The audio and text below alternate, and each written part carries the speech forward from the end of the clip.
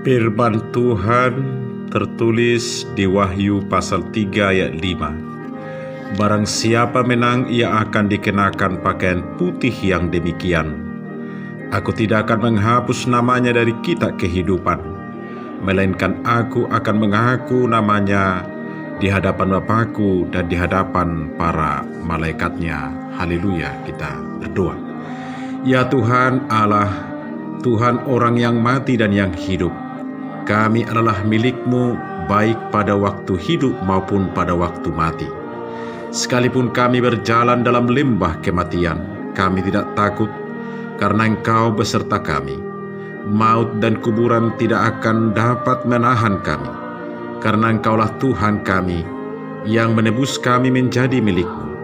Kami datang kepadamu memohon, kami serahkan roh dan tubuh kami kepadamu, agar kami menjadi milik-Mu pada waktu hidup maupun mati. Peganglah tangan kami dan tolonglah kami karena pengorbanan-Mu, agar kami memperoleh hidup yang kekal. Amin. Di minggu akhir tahun gereja, Evangelium tertulis dari kitab Injil Matius pasal 25 ayat 31 sampai dengan ayat 46. Beginilah bunyinya dengan judul perikop penghakiman terakhir. Apabila Anak Manusia datang dalam kemuliaannya dan semua malaikat bersama-sama dengan Dia, maka Ia akan bersemayam di atas tahta kemuliaannya. Lalu semua bangsa akan dikumpulkan di hadapannya, dan Ia akan memisahkan mereka seorang daripada seorang, sama seperti gembala memisahkan domba dari kambing. Dan Ia akan menempatkan domba-domba di sebelah kanannya dan kambing-kambing di sebelah kirinya. Dan Raja itu akan berkata kepada mereka yang di sebelah kanannya, "Mari hai kamu yang diberkati oleh Bapa-Ku, terimalah kerajaan yang telah disediakan bagimu sejak dunia dijadikan.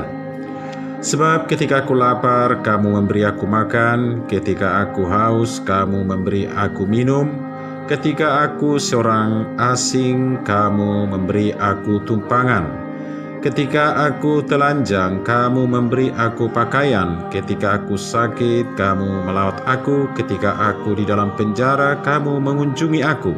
Maka orang-orang benar itu akan menjawab Dia, katanya, "Tuhan, bila manakah kami melihat Engkau lapar dan kami memberi Engkau makan, atau haus dan kami memberi Engkau minum? Bila manakah kami melihat Engkau sebagai orang asing dan kami memberi Engkau tumpangan, atau telanjang dan kami memberi Engkau pakaian? Bila manakah kami melihat Engkau sakit atau dalam penjara dan kami mengunjungi Engkau?" Dan Raja itu akan menjawab mereka, "Aku berkata kepadamu, sesungguhnya segala sesuatu yang kamu lakukan untuk salah seorang dari saudaraku yang paling hina ini, kamu telah melakukannya untuk aku." Dan Ia akan berkata juga kepada mereka yang di sebelah kirinya, "Enyahlah dari hadapanku, hai kamu orang-orang terkutuk, enyahlah ke dalam api yang kekal yang telah sedia untuk iblis dan malaikat-malaikatnya. Sebab ketika aku lapar, kamu tidak memberi aku makan, ketika aku haus, kamu tidak memberi aku minum, ketika aku seorang asing, kamu tidak memberi aku tumpangan, ketika aku telanjang, kamu tidak memberi aku pakaian, ketika aku sakit dan dalam penjara, kamu tidak melawat aku." Lalu mereka pun akan menjawab Dia, katanya, "Tuhan, bila manakah kami melihat Engkau lapar, atau haus, atau sebagai orang asing, atau telanjang, atau sakit, atau dalam penjara, dan kami tidak melayani Engkau?" Maka Ia akan menjawab mereka, "Aku berkata kepadamu, sesungguhnya segala sesuatu yang tidak kamu lakukan untuk salah seorang dari yang paling hina ini, kamu tidak melakukannya juga untuk aku." Dan mereka ini akan masuk ke tempat siksaan yang kekal, tetapi orang benar ke dalam hidup yang kekal. Demikian pembacaan firman Tuhan. Matius 25 ayat 31 sampai 46 ini berbicara tentang Yesus yang akan datang pada akhir zaman sebagai Raja dan Hakim segala bangsa. Saudara, teks yang terkenal ini berbicara tentang pengadilan terakhir. Baru pada saat itulah Tuhan Yesus akan tampil sebagai Raja dan Hakim segala bangsa. Baca ayat 31 dan 34. Dia memegang kata akhir yang menentukan nasib setiap orang. Dialah yang menentukan siapa termasuk orang baik dan siapa yang jahat, karena dialah yang akan memisahkan mereka masing-masing di sebelah kanan atau kirinya. Lalu tentang hal apa kita akan diadili? Jelas tentang perbuatan-perbuatan kita, tapi bukan tentang seluruh perbuatan. Benar-benar mengherankan, kita akan diadili hanya tentang satu perkara, yakni tentang sikap kita terhadap Yesus yang hadir di tengah-tengah kita sebagai saudara dari orang yang miskin, menderita, dan yang membutuhkan pertolongan, perhatian, penghiburan, dan peneguhan. Itulah kejutannya, dan kejutan itu diberikan dalam bentuk dialog yang kedengarannya monoton karena perulangannya, tapi yang punya seni tersendiri. Tujuannya ialah untuk memberi penegasan. Apa saja yang kita lakukan terhadap orang yang paling hina ini, kita lakukan terhadap Yesus. Mereka adalah saudaranya. Ayat 40. Yesus bahkan menyamakan mereka dengan dirinya sendiri. Semuanya itu merupakan pelayanan terhadap Dia. Mari kita bandingkan ayat 44. Hanya orang yang menerima Yesus dalam diri orang hina itu akan menerima kerajaan yang telah disediakan sejak dunia dijadikan atau hidup yang kekal. Mereka adalah orang-orang benar. Sebaliknya dengan orang yang menutup matanya terhadap orang-orang yang menderita, mereka akan dibuang sebagai orang-orang yang terkutuk ke dalam api siksaan yang kekal yang telah disediakan untuk iblis dan malaikat-malaikatnya atau sama dengan pelayan-pelayannya. Mari kita bandingkan ayat 31. Saudara yang kasih Tuhan, Injil hari ini harus diakui luar biasa dan revolusioner. Kita bisa melupakan seluruh bagian Injil yang lain dan hanya mengingat Injil ini, maka itu sudah cukup bagi kita. Luar biasa. Mengapa bisa begitu? Karena saudara, Yesus adalah hamba Allah yang menderita itu sendiri.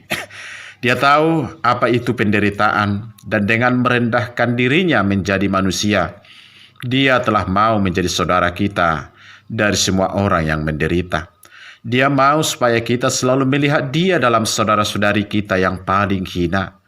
Penderitaan kerap memisahkan orang dari Allah dan membuat orang dipisahkan dari sesamanya. Hal itu tidak boleh terjadi, saudara. Murid-murid Yesus harus mengenali Dia dalam sesama yang hina ini. Apabila mereka senantiasa melakukan hal itu, mereka tidak pernah akan dipisahkan lagi dari Dia untuk selama-lamanya. Salib Yesus itu ada di mana-mana, dan salib itu selalu hadir di depan mata kita.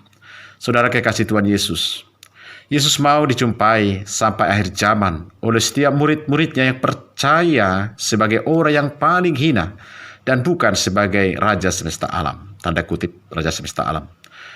Baru kalau kita menerima Dia dalam saudara-saudarinya yang paling hina itu, kita mengakui Dia sebagai Raja kita. Maka peringatan akhir tahun gereja pada saat ini kedengarannya terlalu megah, tanda kutip megah, ya. Yesus tidak mau megah-megahan dan tidak mau dimegahkan, kecuali kalau kita melihat Dia dalam saudara-saudarinya yang paling hina. Dia hadir tanpa tanda-tanda kemuliaan yang membuat kita mudah menghormati Dia. Kerajaannya baru menjadi semesta alam apabila makin banyak orang menerima Dia dalam diri orang yang paling hina. Saudara, bagaimana kita harus mewartakan Injil yang tidak lagi menjadi kejutan bagi kita? Apakah dimensi kejutan ini harus dipertahankan dalam khotbah kita Saat ini harus. Lalu bagaimana? Dengan menunjukkan bahwa pada pengadilan terakhir semua orang, apapun agama atau keyakinannya, akan dipersatukan dalam Kristus. Sebenarnya sejak di dunia ini, saudara-saudara kita yang berkeyakinan lain telah melayani Yesus. Banyak sekali dari mereka juga yang memperhatikan orang yang menderita. Setiap hari mereka melakukan hal itu. Pada hari terakhir mereka akan dikejutkan oleh Yesus Sang Raja dan Hakim segala bangsa bahwa mereka juga diberkati oleh Bapa di surga dan diperkenankan untuk menerima kerajaan yang telah disediakan sejak dunia dijadikan. Mereka telah melayani Dia yang turun ke dunia dan menderita karena kita. Mereka adalah orang-orang yang benar. Saudara yang dikasihi Tuhan kita Yesus Kristus, kita patut berterima kasih kepada Allah sebab hingga kini kita bisa menikmati kehidupan, khususnya hingga akhir tahun gerejawi, dan sekaligus dirangkai dengan peringatan kepada orang yang telah meninggal. Jika terjadi perpisahan dengan saudara-saudara yang kita kasihi, umumnya kita berduka. Bahkan tidak jarang kita menemukan orang yang sulit menerima kenyataan tersebut. Padahal kitab Pengkhotbah mengatakan dalam Pengkhotbah 3:1-8, katakan secara ringkas di sana, untuk segala sesuatu ada waktunya. Tuhan Yesus mengatakan bahwa akan ada perpisahan itu. Bahkan Ia menyebutkan bahwa kedatangannya kedua kalinya adalah untuk memisahkan. Namun kematian di dunia bukanlah akhir dari segalanya. Bagi orang-orang percaya disiapkan kehidupan kekal. Oleh karena itu kematian di dunia ini bukanlah sesuatu hal yang harus ditakuti atau dihindari. Yang penting bagi kita adalah kesiapan kita supaya tetap memiliki iman yang hidup kepada Tuhan Yesus. Tetap waspada. Lihat Markus 13:33. Saat kita menghadapi tantangan dan rintangan dalam hidup, marilah kita mohon kekuatan dan penghiburan darinya saja. Amin. Anugerah Tuhan kita Yesus Kristus, kasih setia Allah Bapa, serta persekutuan Roh Kudus menyertai kamu. Amin.